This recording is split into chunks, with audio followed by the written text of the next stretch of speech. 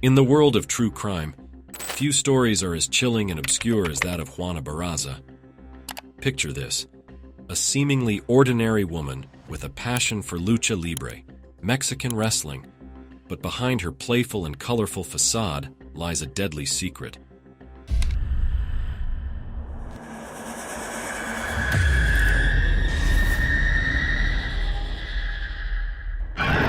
Today's story is that of Mexico's first female serial killer, Juana Barraza, also known as the Little Old Lady Killer.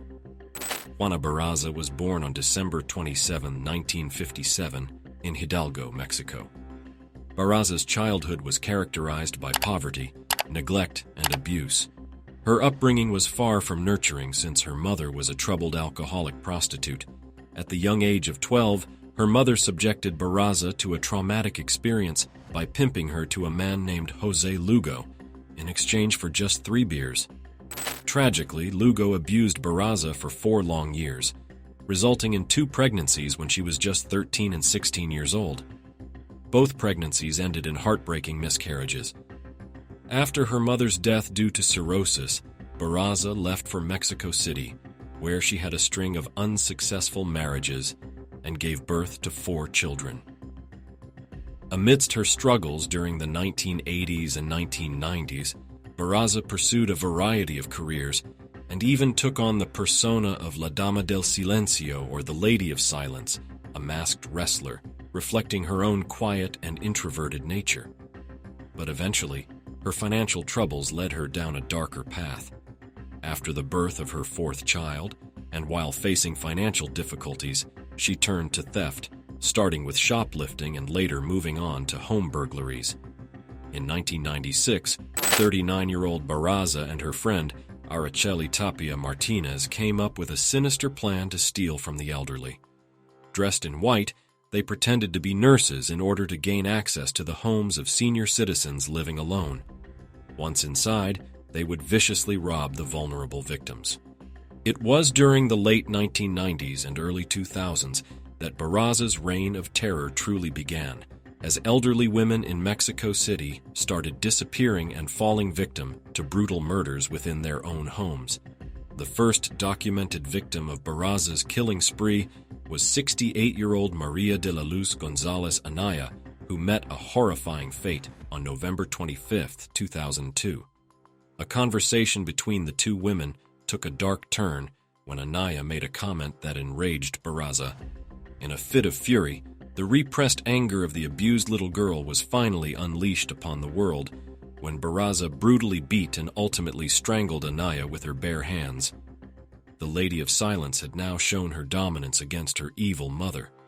Barraza's modus operandi was as cold as it was calculated.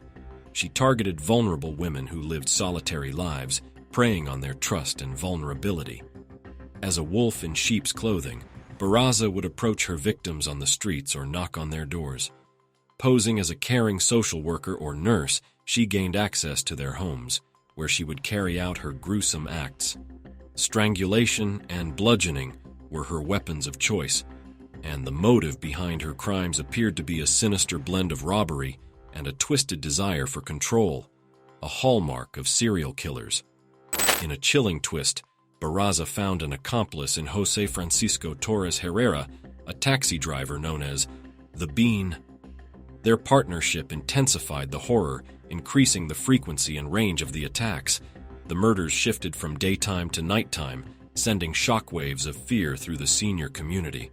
As the body count continued to rise, by November 2003, law enforcement began to piece together evidence and witness testimonies pointing towards the involvement of a serial killer. This mysterious killer was described as tall with rough features. In December 2003, police finally released a wanted poster featuring 2 eyewitness sketches of the killer, now dubbed the Little Old Lady Killer.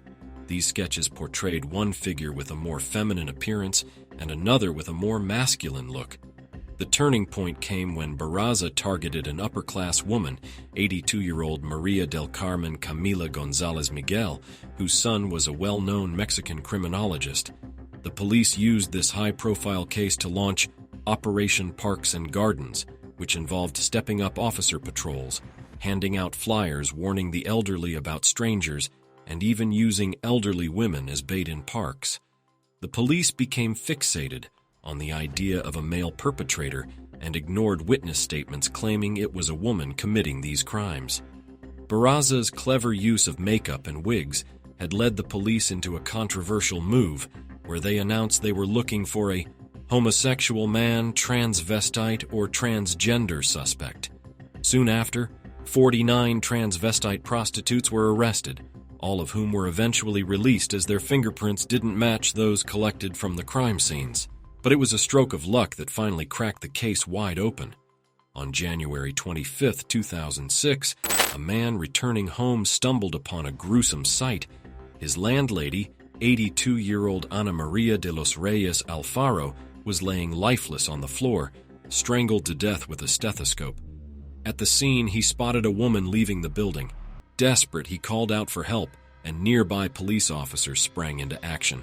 A wild chase followed, and the woman was apprehended. The shocking revelation rocked the city. The little old lady killer was, in fact, a woman. Barraza's arrest sent shockwaves through the community, but what they discovered within her home would send shivers down anyone's spine. Despite her illiteracy, her home held a macabre trophy room decorated with newspaper clippings of the murders. Objects taken from her victims were scattered around as if they were souvenirs of her twisted game. An altar to two folk saints, commonly adored by Mexican criminals, stood as a testament to her dark devotion. The police made Barraza pose next to a bust and eyewitness sketches of the little old lady killer, a move criticized for misleading the public into thinking they were on the right trail all along.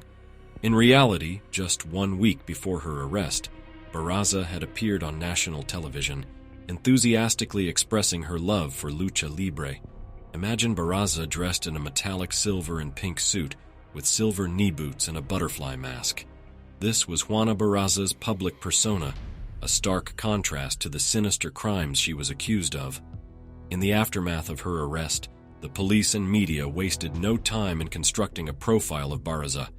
They used her somewhat masculine features and her background in professional wrestling as evidence that she was capable of committing these gruesome crimes. It was a story that made her instantly famous, not for her wrestling skills but as Mexico's first female serial killer. Songs were written about her case and her horrific acts were immortalized in a novel. Countless news articles examined each graphic detail, painting a horrifying yet mesmerizing picture of Barraza. Her story captivated the nation, making her a subject of intense scrutiny and morbid fascination. During her trial, Barraza displayed a roller coaster of emotions, from fiery outbursts of anger to moments of remorse. She revealed that her motive was rooted in an ongoing grudge about the way her mother had treated her. Despite the prosecution's claims that she was responsible for as many as 40 deaths, Barraza only confessed to the murder of Alfaro. The verdict was a harsh one, with 16 charges of murder and aggravated burglary, including 11 separate counts of murder. Barraza was sentenced to a staggering 759 years in prison. While behind bars, Barraza took on a surprising role by becoming a gym instructor. She also turned to selling tacos to financially support her family.